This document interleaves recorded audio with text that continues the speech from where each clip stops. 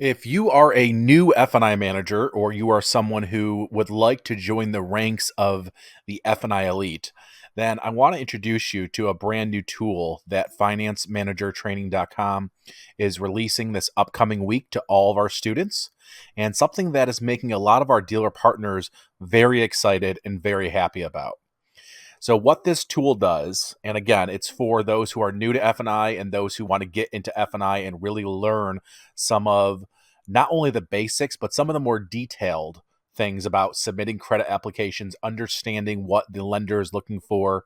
And really, what I've been telling our dealership partners is this tool will help anyone who uses it think like an underwriter. And that's very important, to think like an underwriter, because when you can do that, you can submit deals that are more likely to be approved and build those relationships.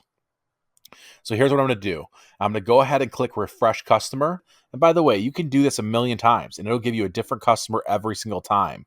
This is not just a database of 10 or 20 credit applications.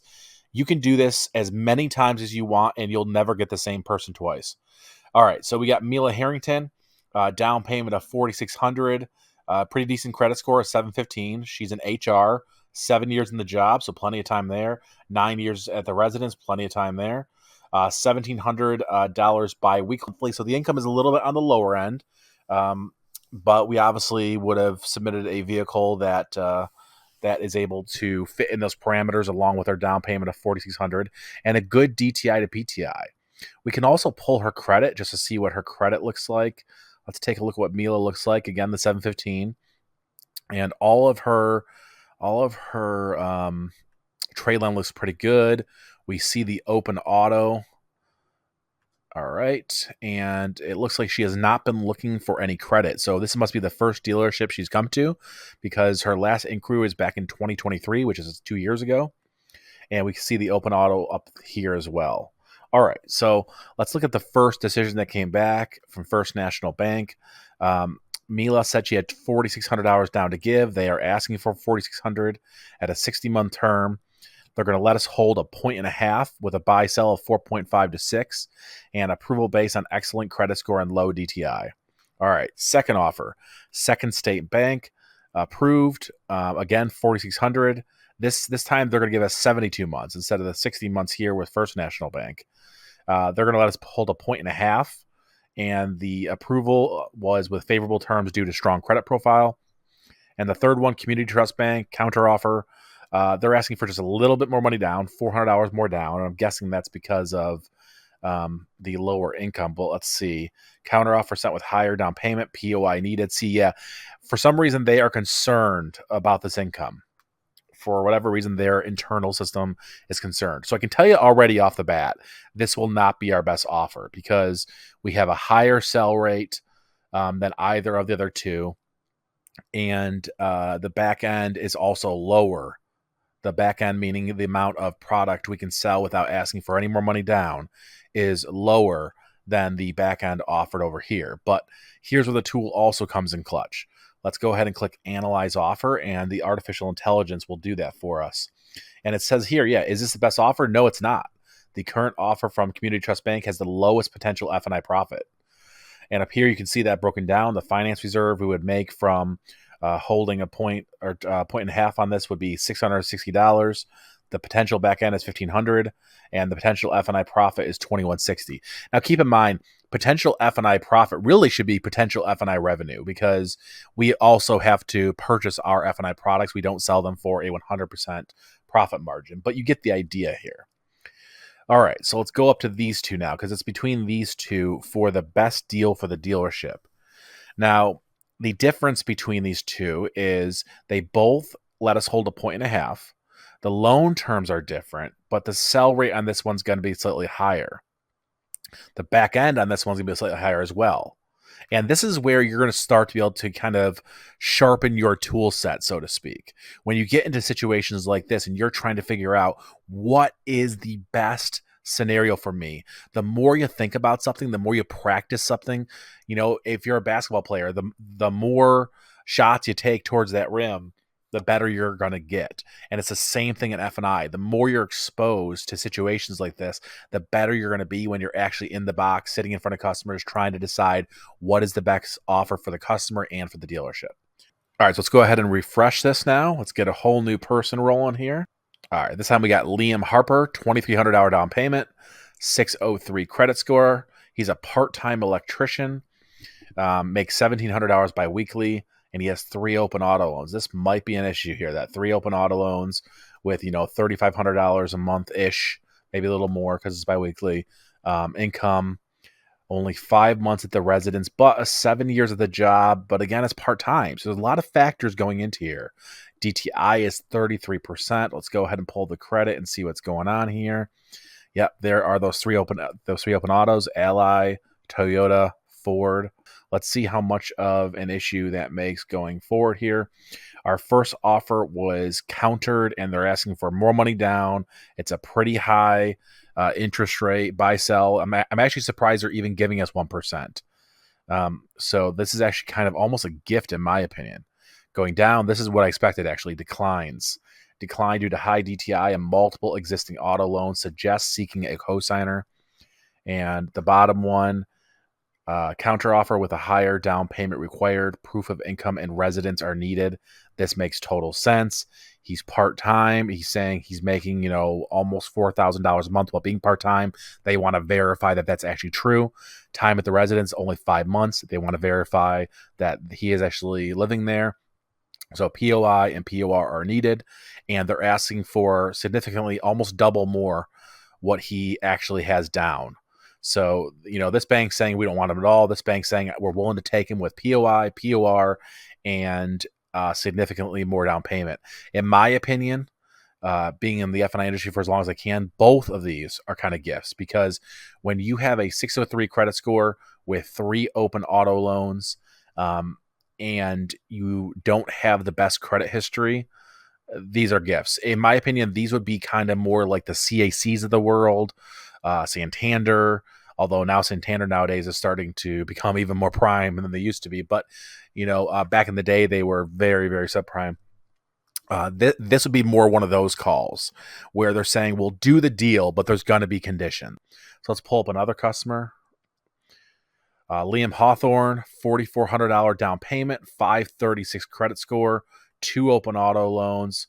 Yeah, there's going to be some bad calls on this one. 64% DTI. That is high. Only 3 months at the residence, 6 years at the job. Let's pull the credit. Ally and Toyota. Let's go over here. So the Ally, he is not paying too well, but the Toyota, he is. And the Toyota actually has a low balance compared to its starting point, so it's probably almost paid off there. So that's good. First offer was declined due to poor credit, high DTI, and existing auto loans. Just to show you what happens when you click on a decline, it shows this offer has been declined and therefore does not provide any financial benefits to the dealership. Next one down is basically them saying we're willing to do it, but he's going to have to put down a ton of money to offset the fact that his credit history is so low. We're basically wanting a third down. I mean, you look at it, the total finance amount is 15 grand. So, I mean, they're asking for more than, this is close to a 40% down payment. Buy and sell is 20 and 20. They're not willing to give, really anything to the dealership as far as marking up. Send a counter offer with a significantly higher down payment required. POI and POR are required due to recent job and residence. Let's go ahead and analyze this deal just to see what it shows us. Finance reserve is not available because obviously they're not giving us any points here. Potential back end is up to $2,000.